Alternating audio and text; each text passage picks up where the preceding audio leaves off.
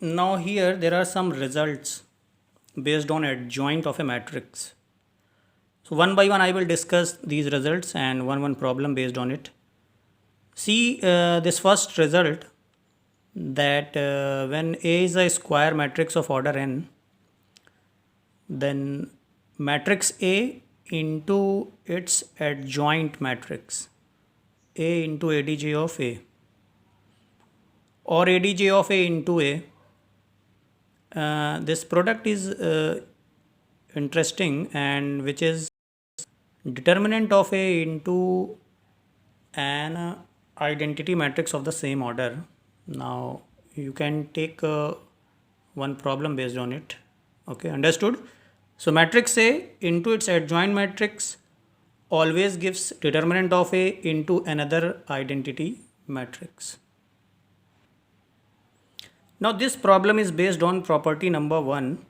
For any 2 by 2 square matrix A into ADJ of A is given, right? And then we have to find determinant of A. Here you must note one thing, that matrix A is not given, but this product is given.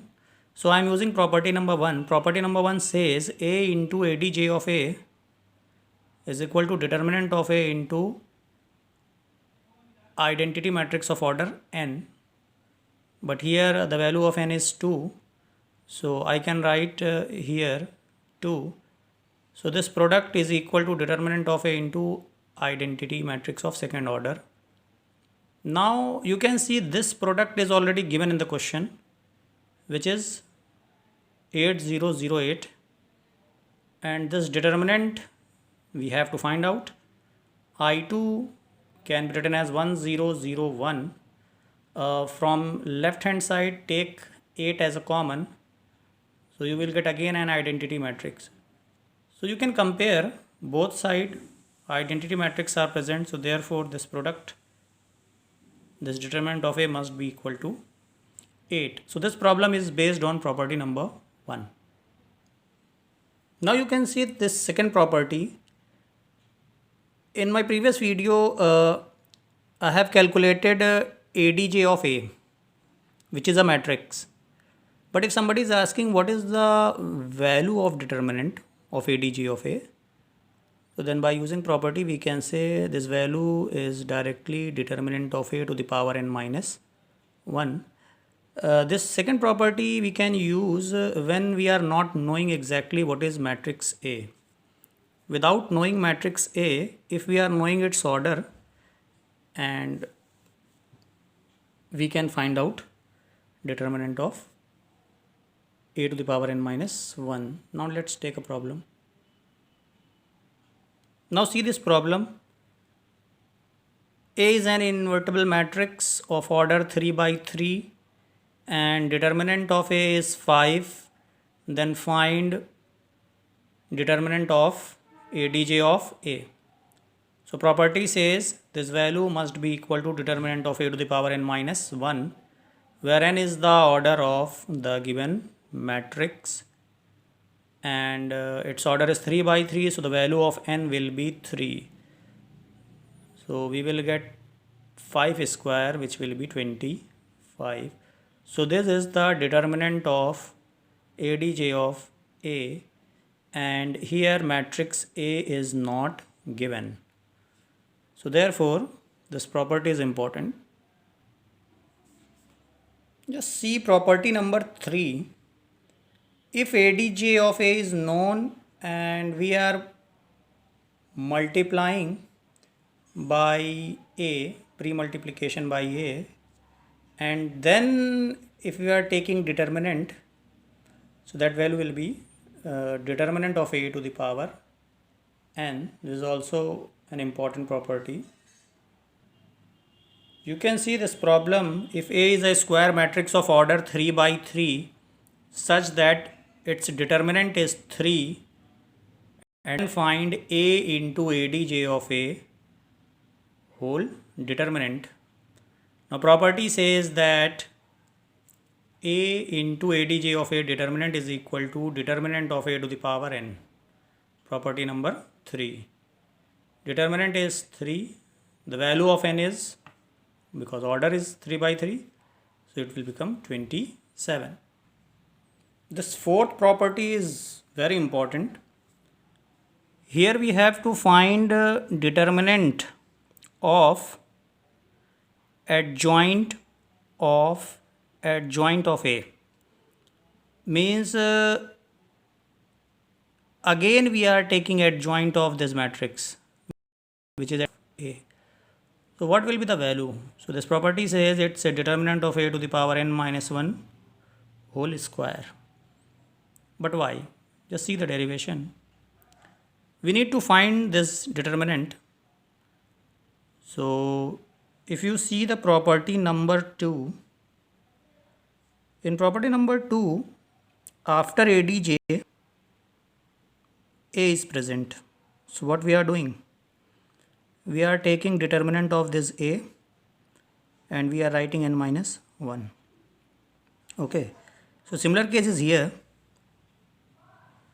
Here in this bracket where ADJ of A is written, if we are assuming that it is A, so by property number 2 we can write its determinant power n minus 1, because when A is present, so we are writing determinant of A.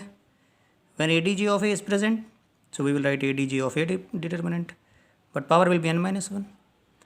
But from property number 2, again this can be written as determinant of A to the power n minus 1. Whole power is n minus 1. So both power will be multiplied, so we will get determinant of A to the power n minus 1 square, right? See this problem. If A is an invertible matrix of order 3 by 3 and determinant of A is 4, then find determinant of ADJ of A. Now property says its value will be determinant of A power n minus 1, its power is 2. Put the value. Determinant of A is 4, n is 3 because order is 3 by 3, so 3 minus 1 to the power 2.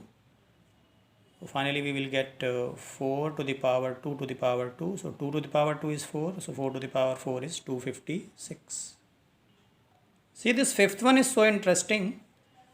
When a matrix is multiplied by a scalar k and then we are taking adjoint, the property says you take out k common, but its power will be n minus 1, and simply find out ADJ of A and multiply.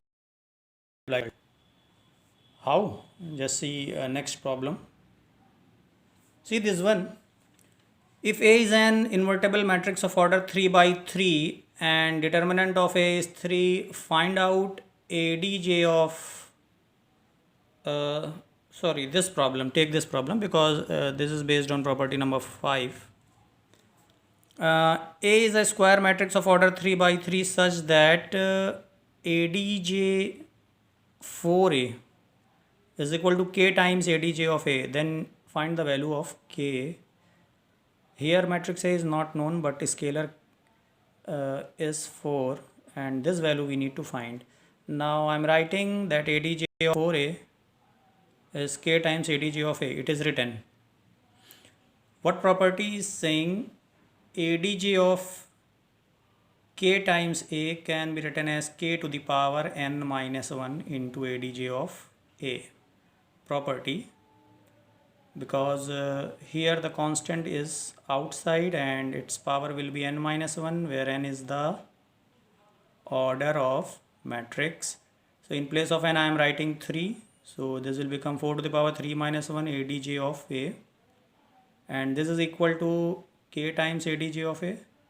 So on comparing we will get k is equal to 4 to the power 2, which is 16. Alright. Now see this property. What is ADJ of A? Again it's adjoint. If we are taking, so you must note one thing. This value will be determinant of A to the power n minus 2 into A. Here A is a matrix. So adjoint of A is a matrix, whereas in property number 4, adjoint of A, here we had taken determinant. So that's why we are getting a particular value. But in property number 6, adjoint of A, again if we are taking adjoint, we will get a matrix. So a to the power n minus 2 into A, where A is a matrix, and this a to the power n minus 2 will be a particular value. You take this one, that A is an invertible matrix of order 3 by 3 such that determinant of A is 3, and then you have to find ADJ of ADJ of A. So property says its value will be determinant of A to the power n minus 2 into matrix A. Determinant of A is 3 and its power is 3 minus 2 because n is 3. Order is 3 by 3.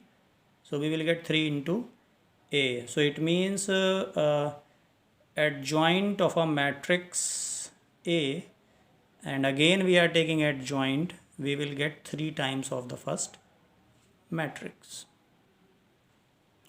The property number 7 is so simple.